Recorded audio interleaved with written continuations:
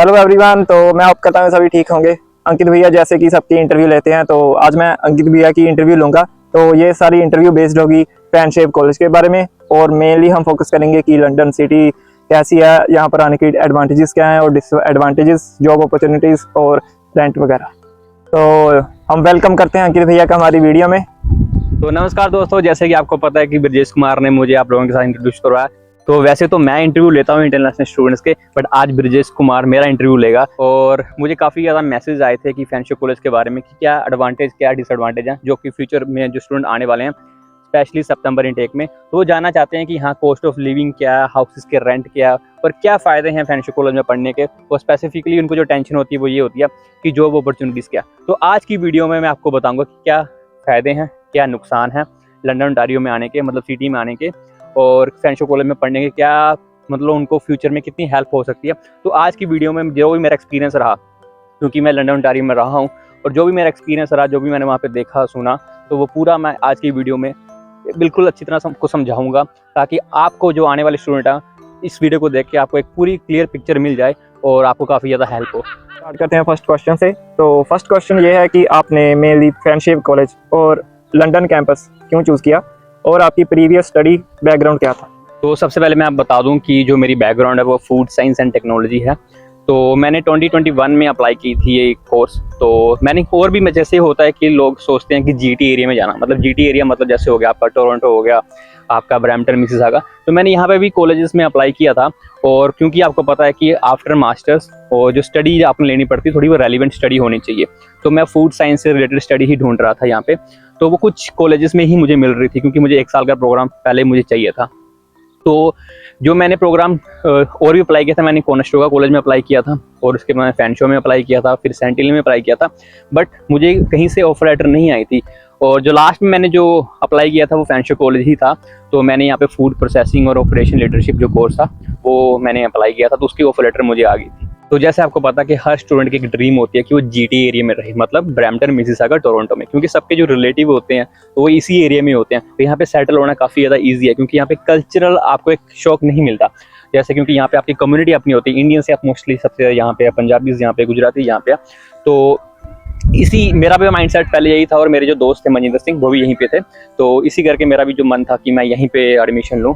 But जब तक मुझे फ्रेंडशिप कॉलेज में एडमिशन नहीं मिली, लंदन ओंटारियो नहीं गया, तब तक मुझे काफ़ी जो क्लैरिटी थी ज़्यादा वो नहीं हुई थी। और जैसे ही मैं फ्रेंडशिप कॉलेज मैंने ज्वाइन किया, जैसे ही मैं लंदन ओंटारियो गया, उसके बाद मुझे काफ़ी ज़्यादा क्लैरिटी हुई उस सिटी के बारे में, और उसी क्लैरिटी को आज मैं इस वीडियो में पूरा आपको एक्सप्लेन करूँगा। सेकंड क्वेश्चन पर। तो सेकंड क्वेश्चन ये है कि जो आपका कॉलेज था फ्रेंडशिप कॉलेज, वो कैसा था? लाइक फैकल्टी वहाँ की कैसी थी, कितने ज़्यादा वो आपके साथ सपोर्टिव थे, और क्लासेस वगैरह कितने दिन थी, आपके ऊपर स्टडी का बर्डन, स्ट्रिक्टनेस वगैरह कितनी थी? तो जैसे कि आपको पता कि मैंने मास्टर्स की हुई है, और जो मेरी मास्टर्स थी वो एलपीयू से थी, तो वो भी एक बहुत बड़ी यूनिवर्सिटी है। तो जब मैं फ्रेंडशिप कॉलेज में गया तो मुझे अपनीपन से फीलिंग हुई, क्योंकि वो भी कॉलेज काफ़ी बड़ा है। और मैं यहाँ पे बात कर रहा हूँ मेन कैंपस की। और मेन कैंपस से पहले छोटी सी मैं आपको बात बता दूँ कि फ्रेंडशिप कॉलेज के ही और सब कैंपसेस भी हैं, जैसे कि टोरंटो में कैंपस है, बाकी और लंदन में सिम्कोए एक कैंपस है, और डाउनटाउन कैंपस है। बट जो मेरी स्टडी हुई है वो मेन कैंपस में हुई है। जो मेन कैंपस है one of the biggest campus है ओंटारियो में। अगर मैं बात करूं, और भी कॉलेजेस हैं, बट फ्रेंडशिप कॉलेज का जो कैंपस है वो भी काफ़ी ज़्यादा बड़ा है। तो मेरी स्टडी वहाँ पे हुई है। तो बात करें एकेडमिक्स की, तो एकेडमिक्स में on the basis of academics में बताऊँ कि ए क्लास स्टडी वहाँ पे होती है, कि प्रोफेसर्स इतने ज़्यादा सपोर्टिव है वहाँ पे कि स्टूडेंट को पूरी हेल्प करते हैं टिल कि उसकी जॉब प्लेसमेंट ना हो जाए। तो ये मेरा पर्सनल एक्सपीरियंस रहा है कि प्रोफेसर खुद आके पूछते थे कि हाँ आपकी जॉब प्लेसमेंट हुई है, आपको जॉब प्लेसमेंट चाहिए, अगर if you need any network. तो जो प्रोफेसर थे वो पूरी हेल्प करते थे। और रिगार्डिंग स्टडी तो वो इतने प्यार से और इतने आराम से समझाते थे हर एक कॉन्सेप्ट को, कि आपके जो बेसिक्स हैं वो भी सारे क्लियर हो जाएं। और हम एकदम फ्रीली, जैसे एक फ्रेंड होता है वैसे बिहेव करते हैं, मतलब वहाँ पे प्रोफेसर्स के साथ। और प्रोफेसर भी काफ़ी ज़्यादा ओपन माइंडेड होते हैं और पूरी सपोर्ट करते हैं। और जिस कैंपस में मैं था, जैसे मेन कैंपस में था, तो वहाँ पे काफ़ी ज़्यादा कोर्सेज करवाए जाते हैं, जैसे पैरामेडिक्स हो गया, इंजीनियरिंग होगी, और जो मेरा था रिसर्च एंड वैल्यूएशन। तो मैंने काफ़ी ज़्यादा चीज़ें वहाँ पे देखी हैं, और भी कोर्सेज के बच्चे, जैसे पेंटिंग हो गया, डिजिटल आर्ट वगैरह होगी, ठीक है। तो और भी कोर्सेज हैं। मैं बता दूं कि अगर आप फ्रेंडशिप कॉलेज में पढ़ते हो, वहाँ पे असाइनमेंट्स का बर्डन भी इतना नहीं है।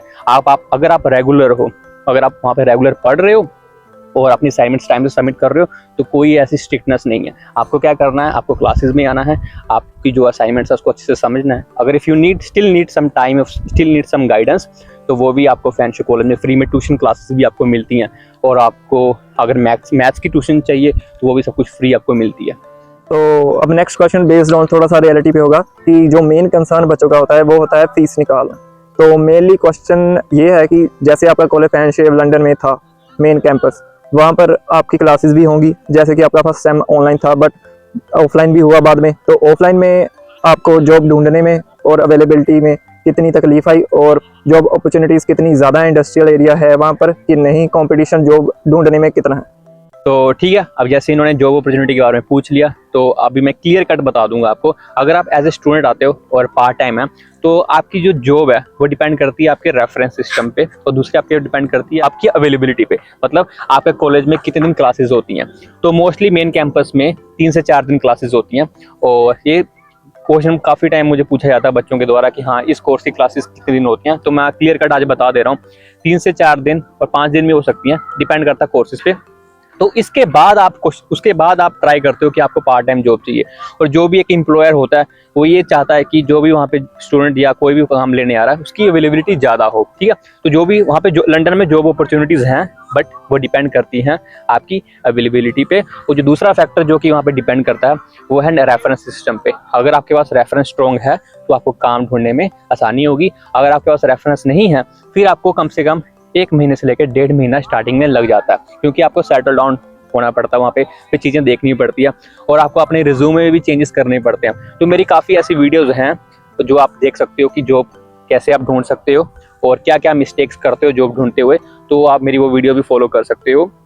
तो जैसे अब इन्होंने पूछा कि फीस कैसे निकालनी है पार्ट टाइम काम करते हुए, तो पार्ट टाइम जैसे आप काम करते हो तो पार्ट टाइम काम करते हो तो फीस निकालनी टफ होती है। बट अगर आप 2 साल का कोर्स करते हो तो वो बीच में आपको एक स्टडी ब्रेक मिलता है, तो स्टडी ब्रेक पे आप फुल टाइम काम कर सकते हो। तो उस टाइम को आपको अच्छी तरह यूटिलाइज करना पड़ता है। और रही बात 1+1 प्रोग्राम की, तो वहाँ पे भी आपको 4 महीने का एक बीच में स्टडी ब्रेक मिल जाता है, तो उस पर आप फुल टाइम काम कर सकते हो। और लंदन में आपको कोशिश करनी पड़ेगी क्योंकि लंदन में काफ़ी ज़्यादा रेस्टोरेंट्स हैं, और रेस्टोरेंट्स पे आप वहाँ पे अपना रिज्यूमे भेजें और इन पर्सन भी वहाँ पे जाएं और वहाँ पे अप्लाई करें। और उसके बाद लंदन के बाहर कुछ सिटीज़ हैं, फॉर एग्जांपल वुडस्टॉक हो गया, सेंट थॉमस हो गया, तो वहाँ पे इंडस्ट्री ज़्यादा है और अमेज़न भी है, तो उसके लिए कुछ रिक्वायरमेंट्स हैं। फॉर एग्जांपल तो अगर आप काम ढूंढ रहे हो तो आप आओ, सबसे पहले आप फोकलिफ्ट का लाइसेंस बनवा लेना, सिक्योरिटी गार्ड का लाइसेंस बनवा लेना।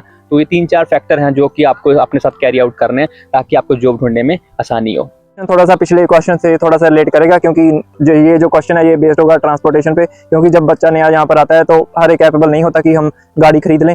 तो ट्रांसपोर्ट सिस्टम वहाँ पर कैसा है, क्योंकि अगर ट्रांसपोर्ट सिस्टम अवेलेबल होगा हर टाइम और जिस वक्त आपको चाहिए, क्योंकि कई बार मोस्ट ऑफली जॉब्स पर मिडनाइट को बच्चे लेने पसंद करते हैं क्योंकि क्लासेस दिन में होती हैं और आप फुल टाइम कई बार काम जब करते हैं तो ट्रांसपोर्ट सिस्टम काफ़ी मैटर करता है। तो ट्रांसपोर्ट सिस्टम वहाँ पर कैसा है और बस पास वगैरह का सारा सिस्टम अभी आप एक्सप्लेन करें। तो ठीक है, जैसे कि आपने एकदम सही बोला कि जब भी कोई स्टूडेंट नया आता तो उसकी इतनी कैपेसिटी नहीं होती कि वो नई गाड़ी एट ए टाइम ही ले ले।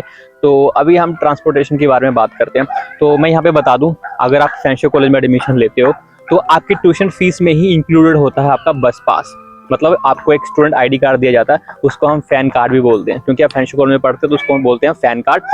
तो फैन कार्ड ही आपका एक बस पास की तरह काम करता है और उसकी जो फीस है, जो भी चार्जेस होते हैं वो ट्यूशन फीस में ही इंक्लूड होते हैं।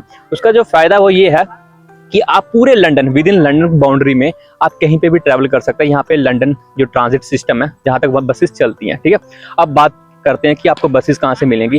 तो फैंशो कॉलेज के अगर आप नियर बाई एरिया में रहते हो तो जो आपको मोस्टली आपकी जो बसेज हैं वो मेन कैंपस से मिल जाती हैं। अगर आप दूर भी कहीं रहते हो, अगर वहाँ पे बस सर्विस अवेलेबल है तो वहाँ से आप फैंशो कॉलेज में आसानी से आ सकते हो और फैंशो कॉलेज से अपने काम की तरफ आसानी से जा सकते हो। और 25-27 जो बस नंबर है वो आपको बैक साइड से मिलती हैं और बाकी जो बसेज हैं वो आपको फ्रंट से मिलती हैं। अब जो मेन मुद्दा है वो है कि आपके काम तक क्या बसेज जाएंगी। तो अगर आपका काम लंदन सिटी के विद इन एरिया में है जहाँ पे रेस्टोरेंट वगैरह है तो वहाँ पे तो आपको आसानी से बस मिल जाएगी और आपको ट्रैवलिंग करने में कोई दिक्कत नहीं होगी। बट हाँ, वीकेंड में आपको दिक्कत हो सकती है, सैटरडे संडे, क्योंकि सैटरडे और संडे में जो वहाँ पे जो सिस्टम है वो काफ़ी ज़्यादा स्लो है और वहाँ पे आपको घंटों वेट भी करना पड़ सकता है, स्पेशली सैटरडे संडे में। बट हाँ, ड्यूरिंग वीकडेज काफ़ी ज़्यादा ईजी है, काफ़ी ज़्यादा स्मूथ है वहाँ पे बस सिस्टम। बट हाँ, जब जैसे मैंने बात की थी फैक्ट्रीज, तो अगर आप किसी दूसरी सिटी में जाते हो जैसे सेंट थॉमस चले गए, वुडस्टॉक चले गए, ठीक है, वहाँ पे आपको बस सिस्टम की एक्सेसिबिलिटी नहीं मिलती। जैसे आपको अगर आपका काम कहीं 15 किलोमीटर दूर है आपके जहाँ पे आप रहते हो, तो वहाँ पे आपको जाने में थोड़ी दिक्कत हो सकती है। तो थोड़ी हाँ दिक्कत है, बट इतनी भी नहीं है। बट आप कोशिश ये करना कि विद इन लंदन एरिया में अगर आपको काम मिलता तो अच्छा है। बट हाँ, अगर आपको फैक्ट्री जॉब चाहिए या कंपनी में कोई फैक्ट्री शिफ्ट चाहिए, तब आपको कोई ना कोई, जैसे वहाँ पे राइड्स मिलती हैं, आप राइड्स अरेंज कर सकते हो। अगर आप किसी कंसल्टेंसी के साथ जुड़े हो, ठीक है, वो आपको राइड प्रोवाइड करते हैं, वो आपको हेल्प करते हैं। तो ये रहा पूरा सिनेरियो ट्रांसपोर्टेशन सिस्टम का लंदन में। तो नेक्स्ट क्वेश्चन होगा हमारा डेली एक्सपेंडिचर और मंथली फाइनेंस के ऊपर। तो जैसे कि आपको पता है कि रेंटल वगैरह के काफ़ी प्राइसेस आजकल हाई हैं ब्रैम्पटन एरिया और जीटीए एरिया में, और ओवरऑल ओंटारियो में भी कई जगहों पर। और मेनली क्वेश्चन ये है कि लंदन में बाकी सभी सिटीज़ के मुकाबले रेंट कितना होता है, बेसिक रेंट शेयरिंग में और प्राइवेट में, और ग्रोसरी का भी आप बताएं कि कितना डिफरेंस है बाकी सभी सिटीज़ के मुकाबले। तो आपने एकदम सही क्वेश्चन पूछा कि एकोमोडेशन के बारे में क्या चार्जेस होंगे, क्योंकि जब हम इंडिया में बैठे होते हैं तो हमें रेंट के बारे में कोई क्लियर पिक्चर नहीं होती। और मैं दोनों एरिया में रहा हूँ, मैं लंदन में भी रहा हूँ और मैं जीटीए में भी रहा हूँ। और जो मैं पहले बता दूं कि जीटीए में जो रूम के एक्सपेंसेस हैं वो फिलहाल के सिचुएशन में काफ़ी ज़्यादा हो चुके हैं। अगर आपको शेयरिंग में भी चाहिए वो 550 से स्टार्ट होते हैं, मतलब 550 से स्टार्ट होते हैं, और 650 750 शेयरिंग में जाते हैं, ठीक है। और आपको अगर इंडिविजुअल प्राइवेट रूम चाहिए तो वो 900,000 तक आपको आजकल के सिचुएशन में मिल रहा है। ये मैं जीटीए सिटी के बारे में बता रहा हूँ, मतलब ब्रैम्पटन, मिसिसागा, टोरंटो में तो काफ़ी ज़्यादा हायर प्राइजेस हैं। वहाँ पे स्टूडेंट को वहाँ पे अगर रूम चाहिए तो काफ़ी ज़्यादा वहाँ पे उनको एक्सपेंसिस हो सकता है। अब मैं बात करता हूँ लंदन सिटी के बारे में। तो जैसे मैंने बताया कि लंदन एक डेवलपिंग सिटी है और काफ़ी ज़्यादा वहाँ पे अपॉर्चुनिटीज़ हैं। तो वहाँ पे जो रूम रेंट है वो भी काफ़ी रीजनेबल प्राइस में मिल जाते हैं, अफोर्डेबल प्राइस में मिल जाते हैं। जैसे फॉर एग्जांपल अगर आप फेंशर कॉलेज के थोड़े पास रह रहे हो, तो फिलहाल जब मैं लास्ट टाइम था वहाँ पे जो सिचुएशन थी रूम रेंट की, वो स्टार्ट होती है $315 शेयरिंग में, 315 350। तो वहीं से वो मतलब इंक्लूडिंग यूटिलिटीज़, तो समटाइम्स अगर 315 है तो एक्सक्लूडिंग यूटिलिटीज़ होगा, तो 315 से जो बेसिक रेंट है वो स्टार्ट हो जाता है। तो अगर मैं एवरेज रेंट के बारे में बात करूं तो वो $385 तो इतना होता है। और वहाँ पे हाँ, अगर वहाँ पे आपको प्राइवेट रूम चाहिए तो $550 से लेकर $600 तक आपको मिल जाता है। तो ओवरऑल अगर मैं बात करूँ तो लंदन में रूम की जो प्राइजेज़ हैं वो काफ़ी ज़्यादा चीप हैं as compare to GTA area. और अगर मैं बात करूँ ग्रोसरी की, तो ग्रोसरी के केसेस में जो मेरा पर्सनल एक्सपीरियंस वो ये है, क्योंकि जीटीए एरिया में आपको जो इंडियन स्टाइल फूड है, जो इंडियन ग्रोसरी है, वो वहाँ पे, क्योंकि जीटीए एरिया में काफ़ी ज़्यादा लोकल शॉप्स हैं, तो वहाँ पे आपको जैसे कंपटीशन होता है प्राइस मैचिंग का, तो वहाँ पे आपको थोड़ा सामान सस्ता मिल जाएगा। But as compare to London में कुछ ही शॉप्स हैं जो कि इंडियन जो ग्रोसरी है वो प्रोवाइड करती है। फॉर एग्जांपल मेरी वीडियो भी होगी, नेपाली बाजार हो गया, और भी काफ़ी शॉप्स हैं, आप वहाँ पे जा सकते हो, एक्सप्लोर कर सकते हो और मेरी वीडियो भी देख सकते हो। तो वहाँ पे थोड़े प्राइजेस थोड़े ज़्यादा हैं as compare to GTA area. तो मैं बताऊँगा कि हाँ, रेंट बेशक कम है लंदन सिटी में, बट थोड़ी ग्रोसरी की जो एक्सपेंसेस हैं वो काफ़ी ज़्यादा है एज़ कम्पेयर टू जीटीए। तो जैसे मैं ग्रोसरी के बारे में बता रहा था, स्टूडेंट को काफ़ी ज़्यादा वहाँ पे ऑफर्स मिलते हैं। जैसे अगर आप फेंशर कॉलेज के स्टूडेंट हो, आप फूड बेसिक्स में वहाँ जा सकते हो। तो फूड बेसिक्स हर मंगलवार वहाँ पे आपको 10% डिस्काउंट मिलता है। तो हर वहाँ पे आप शॉप्स में पूछ सकते हो कि क्या फेंशर कॉलेज के स्टूडेंट को कोई आप डिस्काउंट दे रहे हो, तो वहाँ पे आपको ID कार्ड दिखाना पड़ता है। तो ये एक स्मार्ट स्ट्रेटजी हो सकती है जहाँ पे आप अपने पैसे सेव कर सकते हो। और अगर मैं बात करूँ रूम ढूंढने में, तो आज की सिचुएशन में अगर आप सितंबर इंटेक में आने वाले हो तो काफ़ी बच्चों ने जो ऐड है अपने रूम्स की वो पोस्ट करना शुरू कर दिया। आपको व्हाट्सएप ग्रुप भी मिल जाएंगे, आपको कचीजी भी मिल जाएंगी एड्स, और आपको फेसबुक मार्केट प्लेस में भी एड्स मिल जाएंगी। तो वहाँ से आप देख सकते हो कि किस बच्चे ने मतलब कब से रूम अब आपको मिल रहा है। तो बस मेरी एडवाइस यही होगी कि एडवांस में पैसे मत देना, बट हाँ बुक कर लेना, या क्योंकि यहाँ पे टोकन मनी देनी पड़ती है। बट क्योंकि यहाँ पे कोई काफ़ी ज़्यादा फ्रॉड केसेस भी होते हैं, अगर आपका कोई यहाँ पे रिलेटिव है तो आप उनकी हेल्प ले सकते हो, ताकि वो पहले जाके रूम देख आएँ। क्योंकि यहाँ पे ऐसा होता है कि कुछ फेक आपको एडवर्टाइजमेंट भी मिल जाएंगी, वो आपसे पैसे ले लेंगे, बाद में आपको ब्लॉक कर देते हैं। तो थोड़ा इस स्कैम से बचना। बाकी अब जैसे आप सितंबर इंटेक में आ रहे हो और बच्चों ने ऐड आनी शुरू कर दिया, आपका जो ऑफिशियल फेंशर का जो पेज है वहाँ पे भी आपको रूम्स की ऐड मिल जाएंगी। और फेंशर कॉलेज अपना भी हॉस्टल है उनका, वहाँ पे भी अगर आप चाहते हो कि वहाँ पे रहना तो आप वहाँ रह सकते हो।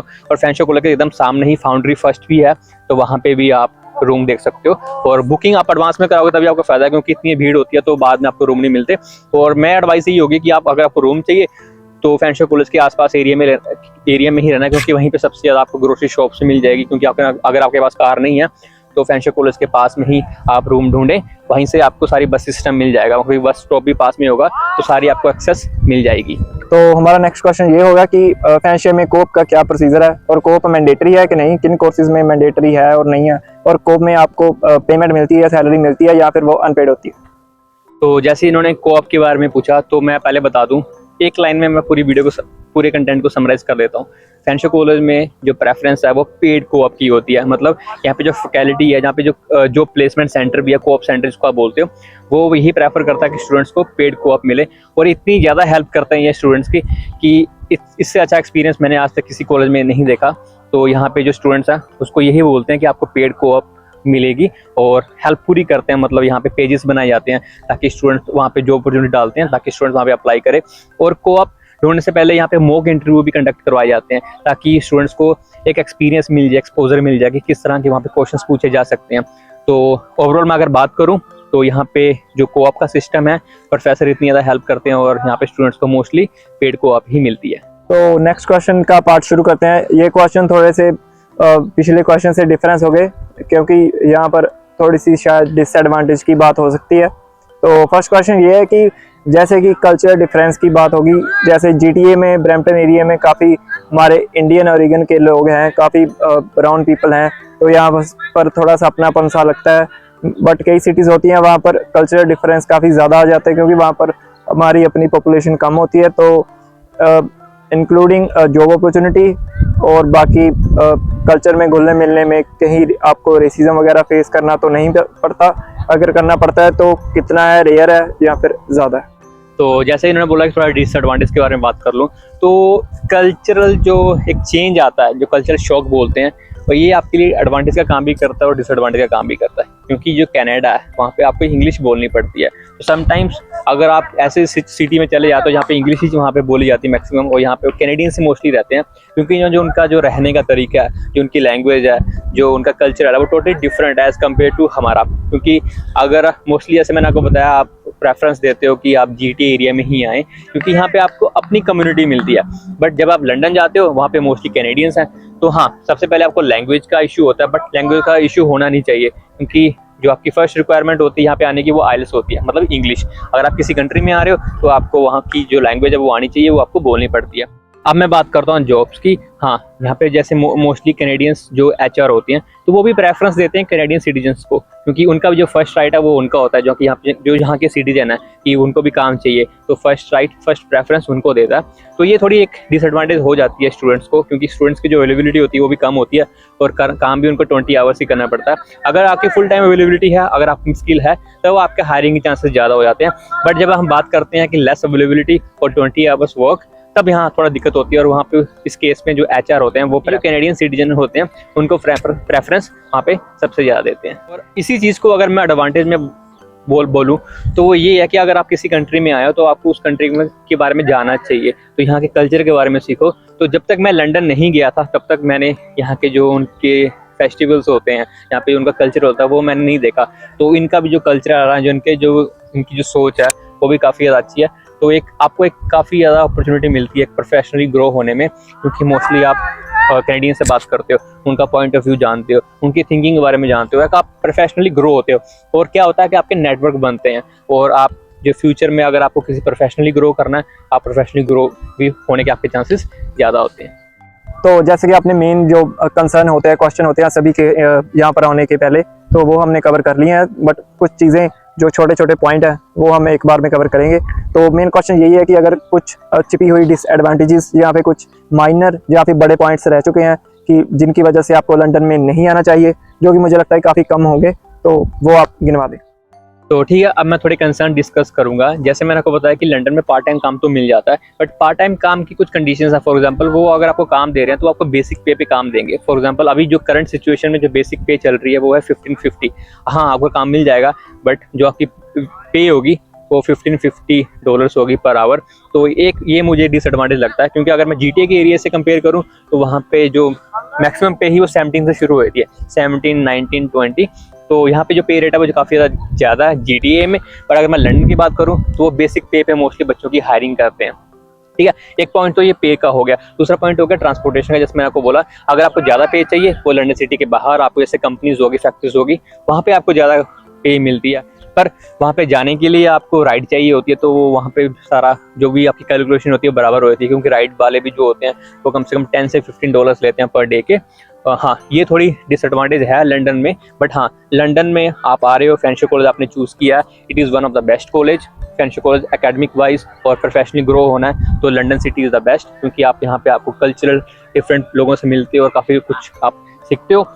तो ठीक है दोस्तों, आई होप आपको आज की वीडियो काफ़ी ज़्यादा इन्फॉर्मेटिव लगी होगी, और मेरा जो भी एक्सपीरियंस था मैंने कोशिश की है कि मैं सारा एक्सपीरियंस आपको इस वीडियो में आपको प्रोवाइड करूं, ताकि आपको हेल्प हो, आप काफ़ी बेटर क्लैरिटी हो। और मैंने काफ़ी ज़्यादा वीडियोस बनाई हैं, आप मेरी यूट्यूब चैनल की प्लेलिस्ट में जाकर देख लो।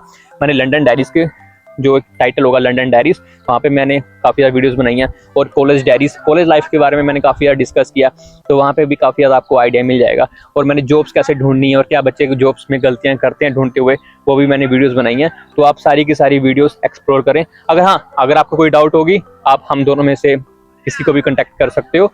मैं दोनों के इंस्टाग्राम हैंडल डिस्क्रिप्शन में डाल दूंगा, ताकि आप हमसे कांटेक्ट करें, और जो भी आपका डाउट होगा हम कोशिश करेंगे उसको सॉर्ट आउट करने की। तो ठीक है दोस्तों, मिलते हैं आपको नेक्स्ट वीडियो में, तब तक आप अपना ख्याल रखो। चलो बाय।